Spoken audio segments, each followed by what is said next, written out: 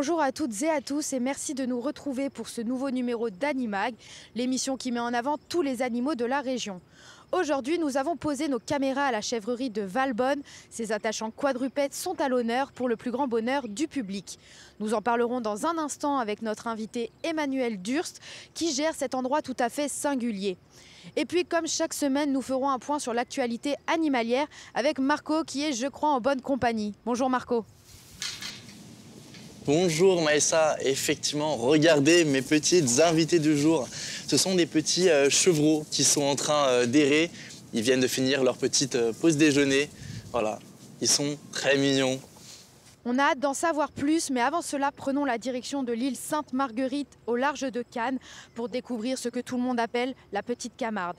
Notre équipe est allée rencontrer le garde forestier pour savoir qu'est-ce qui se cache derrière ce lieu unique sur la Côte d'Azur. Rencontre tout de suite.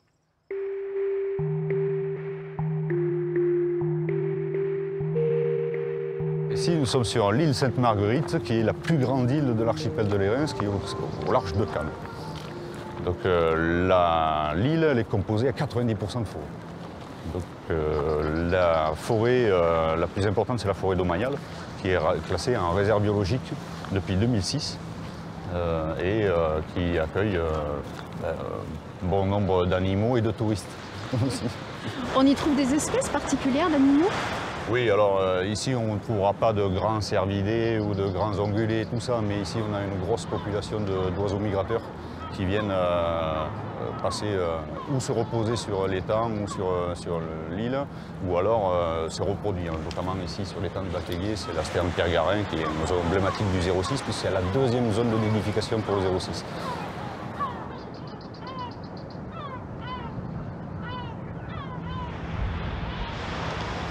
On a croisé des cygnes. Effectivement, alors ils viennent de la Siagne et tout ça. On a un couple de cygnes qui est là en permanence toute l'année. Ils font leur nid ici. Et bon, l'anecdote, c'est une année, ils ont fait 8 petits cygnes et le dernier était tout noir. Donc c'était assez rigolo. Mais voilà, ils passent leur année là et des fois ils repartent sur le continent. Mais on a bien d'autres oiseaux. Hein. Ici, on a du grand cormoran aussi, de l'aigrette de garzette, des petites trompières, enfin, tous les oiseaux qui sont afférents à un milieu aquatique salin. C'est une petite Camargue ici. Oui, vous avez même été classé réserve. Voilà, depuis 2006, hein, on devait faire la réserve ornithologique ici uniquement autour de l'étang, mais la richesse faunistique et floristique de l'ensemble de la forêt domaniale a permis de classer l'ensemble des 152 hectares en réserve biologique.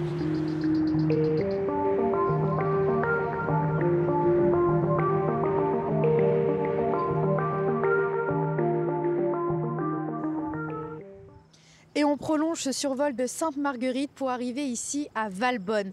Emmanuel Durst, le gérant de cette chèvrerie où nous nous trouvons, est avec nous. Bonjour Emmanuel. Bonjour. Alors j'aurais quelques questions à vous poser. Premièrement, êtes-vous touché directement ou indirectement par la guerre russo-ukrainienne, notamment dans l'approvisionnement des matières premières? Oui, on a une augmentation des prix du céréal. On a une augmentation aussi au niveau du foin. Après, on le ressent parce que tout ce qui est matière plastique a augmenté, donc pour l'emballage des produits, pour l'emballage du foin aussi, parce que les ficelles qui tiennent le foin, c'est du plastique. Et voilà, donc on a une augmentation de l'ensemble des produits, et notamment du gasoil aussi, donc il nous sert à acheminer tous les produits jusqu'ici, et nous à aller faire les livraisons, nos courses et tout ce qui va avec. Vous pouvez nous rappeler un peu les étapes de production du fromage de chèvre? Alors pour faire du fromage à la base, donc nous on élève nos chèvres pour qu'elles produisent du lait. Le lait on traite directement ici à la chèvrerie. Ensuite il part dans la fromagerie, et à la fromagerie on rajoute 2 ingrédients. On met de la présure et du ferment pour faire cailler le lait. Donc c'est la matière principale que l'on va travailler après pour créer le fromage. Il faut entre 24 et 48 heures pour commencer à avoir un caillé, et on compte 12 à 24 heures de plus pour avoir un fromage. Et également, j'ai vu que vous aviez des chiens, et vous pouvez nous rappeler ou juste nous expliquer comment vous avez procédé au dressage de vos chiens de conduite? Alors mes chiens, c'est des border collies, c'est des chiens avec lesquels je travaille depuis très longtemps, parce que moi j'ai commencé à garder, j'avais 14 ans. Et j'ai eu l'avantage dans ma formation de travailler avec un éleveur qui était passionné par le border collie et qui pendant 4 ans a été président de la Fédération française du border collie au niveau national. Donc c'est lui qui m'a aidé et qui m'a permis d'avoir les chiens que j'ai aujourd'hui et qui m'a aidé à les dresser au départ. Donc maintenant, la dernière que j'ai qui a 4 ans et demi, je l'ai dressée toute seule. Voilà. Et aujourd'hui, c'est des chiens qui me permettent de faciliter le travail de conduite du troupeau au quotidien. Très bien. Emmanuel, c'est l'heure de retrouver Marco pour l'actualité animalière de la semaine. Marco, on retourne au large de Cannes pour votre chronique. Alors on commence par une image assez extraordinaire. Regardez cette vidéo d'un cétacé qui a été aperçu il y a quelques jours tout près des îles de Lérins, là où nous étions tout à l'heure. Alors voilà, c'est une très belle image et en plus, c'est très rare. Deuxième information politique cette fois, une loi va entrer en application prochainement et c'est un député azuréen, Loïc de Bronval, qui l'a proposée.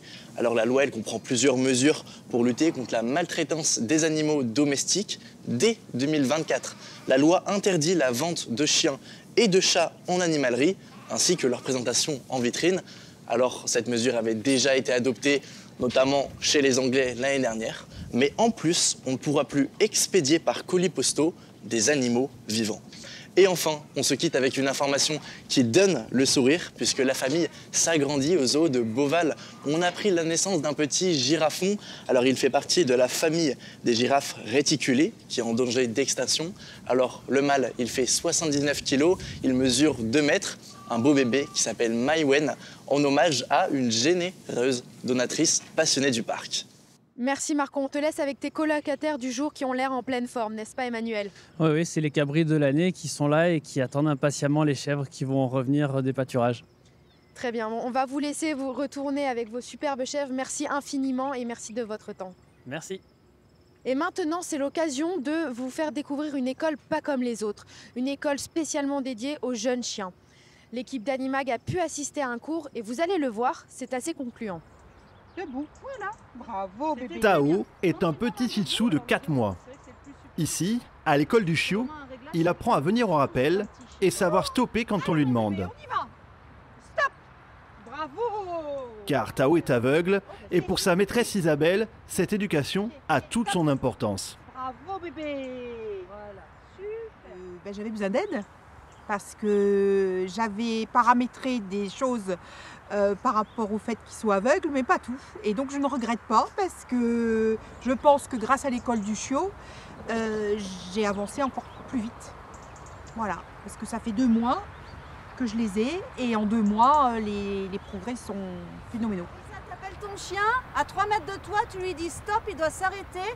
S'il s'arrête, tu le rejoins et tu lui donnes Apprendre les bases, se sociabiliser, mais aussi résister au stress. Les exercices ne manquent pas pour permettre aux chiens et à leur maître de mieux s'adapter à leur environnement. Gisèle a créé cette école en 2019. Elle utilise la méthode naturelle. C'est une méthode qui respecte le chien tout d'abord et qui va permettre au maître et au chiot de créer vraiment une relation, puisque le maître s'investit vraiment dans tous les ordres et dans tous les apprentissages du chiot, et d'une manière vraiment qui respecte le chiot. Donc on va utiliser ce que le chiot aime et par quoi il est motivé pour lui inculquer, pour lui apprendre des choses. Allez, vas-y. Oui, ça l'éclate. Vas-y. C'est agréable pour lui d'être guidé par le maître. Donc il n'a même pas l'impression d'apprendre des choses, puisque pour lui, c'est tellement ludique cette méthode-là qu'il a l'impression de jouer, mais en fait il apprend. Et tout le monde passe un très bon moment tout en ayant un apprentissage vraiment valable. L'école délivre un diplôme validant chaque niveau. Après plusieurs semaines de formation, Stella, Scotty, Daisy et bien sûr Tao repartiront donc avec une médaille de plus à leur collier.